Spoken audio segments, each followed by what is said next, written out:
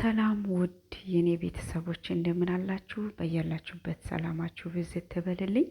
ለዚህ ቻናል አዲስ የሆናችሁ ላይክ፣ ሰብስክራይብ እንዲሁም የደውሏን ምልክት በመጫን ቤተሰብ ሁኑ። ቤተሰብ የሆናችሁ ደግሞ ቪዲዮውን ጨርሳችሁ በማየት ሀሳብ አስተያየታችሁን በኮሜንት ስራ አስቀምጡልኝ። ውድ ቤተሰቦቼ ወደ ቪዲዮ ከመሄዴ በፊት ረመዳን እንዴት እየሄዳላችሁ ነው? እኔ ጋር እግዚአብሔር ይመስገን ድካሙ እንዳለ ሆኖ እንቅልፍ ማጣት፣ ስራ መብዛት እንዳለ ሆኖ እግዚአብሔር የተመሰገነ ይሁን።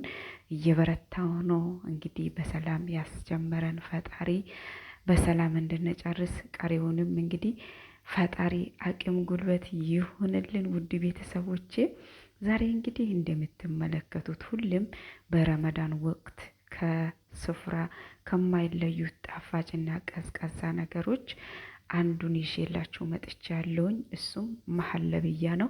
እውነቱን ስነግራችሁ ብዙ ጊዜ እኔ ጣፋጭ ነገሮችን እሰራለሁ እንጂ ይሄን አልበላም። በጣም ጣፋጭ ነገር ሱካር ምናምን ስለሚበዛ ያው ትንሽ ወፍራምም ስለሆንኩትኝ ብዙም አልጠቀምም። ነገር ግን ዛሬ ማለት ነው ይህንን መሀለብያ በልቼ ልክ ኢትዮጵያ ገጠር ወተት ጠጥቼ ውስጤ እርካታ እንደሚሰማኝ ያክል ነው የተሰማኝና ምናልባት እንደ እኔ በፊት የማትበሉት የማትወዱት ካላችሁ አልፋችሁ ብትበሉ ጥሩ ነው እላችኋለሁ። ምክንያቱም ወተትም ስላለ ማለት ነው።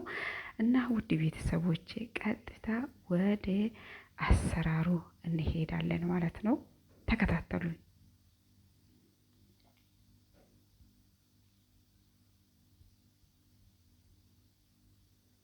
ውድ ቤተሰቦች እዚህ ጋር የሚያስፈልገን ፍሬሽ ሚልክ ወይም ወተት ወይም ሀሊብ ነው። ቀጥሎ ደግሞ ኮርኖ ፍሎርስ ወይም የበቆሎ ዱቄት ነሻ፣ በአረብኛ ነሻ የሚባለው። እናም ደግሞ ማይ ወርድ ነው፣ ሮዝ ዋተር እና ሱካር አለ። በጣም ቀላል ነው። እንግዲህ ሁላችሁም በየቤታችሁ የምትሰሩት ነገር ሊሆን ይችላል። ነገር ግን እኔን ለማበረታታት ቪዲዮን ጨርሳችሁ እንድታዩልኝ ደግሜ ደጋግሜ በአክብሮት በትህትና እጠይቃችኋለሁ። የሚበቃችሁን ኃይል ወተት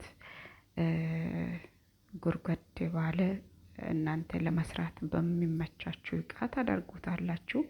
እኔ ግን ሻይ በሚያፈላበት ቀለል ያለው ድስት ነገር አለችና በሷ ነው እንግዲህ የማዘጋጀውኝ። ብዙም እንትን አልልም፣ ሌላ የሰራሁት ነገር ስላለ እንግዲህ የሚበቃኝን ወተት ጨመርኩትኝ። ከ1 ሊትር ጥቂት ነው የቀረኝ። እሱም በኋላ ላይ ትንሽ ስለወፈረብኝ በጎን አፍልቼ ጨምሬያለሁኝ። 2 የቡና ሲኒ ሱካር ጨምሬ እንግዲህ እቀላቅላለሁ፣ አደባልቃለሁኝ።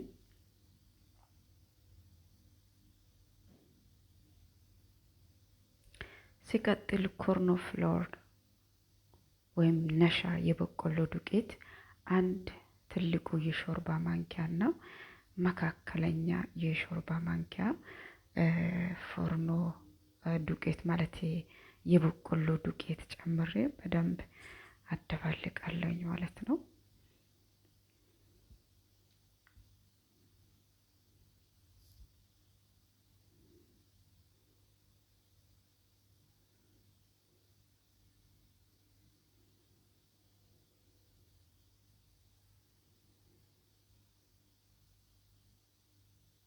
እንግዲህ እሳት ላይ ጥጄዋለሁኝ።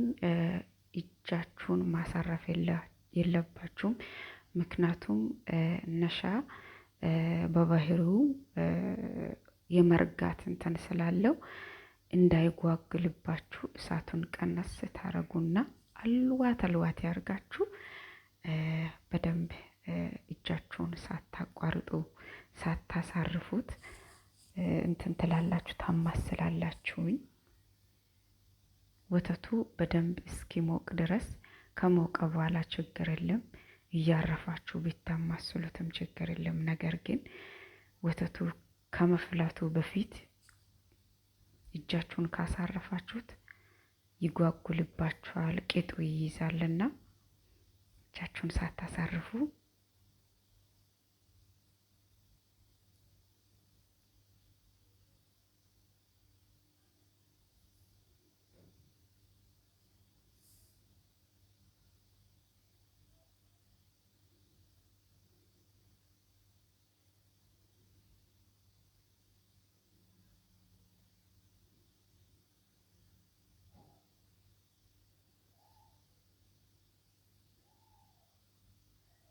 ውድ ቤተሰቦች እንግዲህ እንደምትመለከቱት እየወፈረልኝ ነው።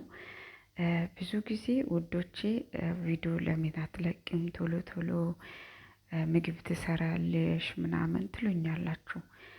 ማለት የሆነ ነገር ተመቸን ብለን እንደፈለግነው ከሆንን በኋላ ከሚጠቅመን ይልቅ የሚጎዳን ነገሮች ነው የሚበዙብንና እኔ የሚመቸኝንና የማይመቸኝን ነገሮችን ለይቼ ማለት በስራዬ ላይ ተጽዕኖ የማያሳድርብኝን ስራ ነው የሚሰራው እንጂ ግዴታ ሴትዮ ስላላየችኝ ወይም የሚመለከተው ሰው ስለሌለ ዝም ብዬ እንደ ልቤ የማደርገው ነገር የለም።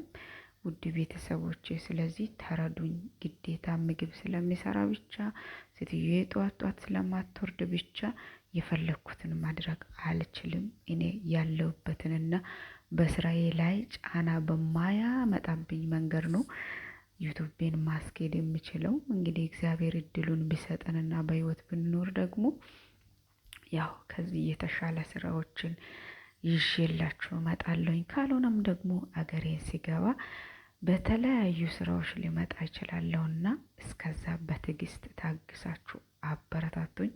እንግዲህ ከበሰለ በኋላ ውዶቼ ከበሰለ በኋላ እንግዲህ ሮዝሜሪ የሚበቃኝን ያክል አንድ የቡና ሲኒ ግማሽ ጨምር ያለውኝ። ትንሽ ቀዝቀዝ ካለ በኋላ እንግዲህ እንደምትመለከቱት በይቃ እንግዲህ እየጨመርኩትኝ ነው። ትንሽ ደግሞ እቃ ላይ እንዳለ ሆኖ ትንሽ ከቀዘቀዘ በኋላ ወደ ፍሪጅ ነው የማስገባው። ያው እኔን ለመቅረስ እንዲመቸኝ ብዬ ጠዋት ከእንቅልፍ የተነስቼ ቤት አጸዳድቼ እንደተነሳው እቃ አጣጥቤ እንደተነሳው ነው እንግዲህ እዚህ ጋር እንደምትመለከቱት ያዘጋጀሁትኝ። ምክንያቱም ልጆቹ ከተነሱ በኋላ ይህንን ማዘጋጀት ስለማልችል አስሬ እየመጡ ምን ሰራሽ፣ ምን አዘጋጀሽ፣ ዛሬ ምግብ ምንድነው እያሉ ስለሚያስቸግሩኝ እንግዲህ በጥንቃቄ ነው ነገሮቹን የማስገደውና ውድ ቤተሰቦች እንግዲህ በምትመለከቱ መልክ እንግዲህ ይኸው በአሪፉ አዘጋጅቼ ያለውኝ ለ3 ለ4 ለ5 ሰዓት ያክል በፍሪጅ ውስጥ ይቆያል። ከላይ የሚጨመረው ፉስቶ አለ፣ እሱንም እጨምራለሁኝ። ውድ ቤተሰቦቼ እቺ ደግሞ ለህፃኗ ነው፣ ታስቸግረኛለች ለኔስ እያለች ያው ልጅ ቤት የምትሰሩት ታውቁት። ውድ ቤተሰቦቼ እንግዲህ በስተመጨረሻም ፉስቶ ጨምራለሁ። እናንተ የፈለጋችሁትን ነገር መጨመር ትችላላችሁ። በሌላ ቪዲዮ እስከምንገናኝ ድረስ ሰላም ከእናንተ ጋር ይሁን። ጨርሳችሁ ይውልኝ፣ ሀሳብ አስተያየታችሁን አስቀምጡልኝ። ባይ ባይ ባይ ባይ።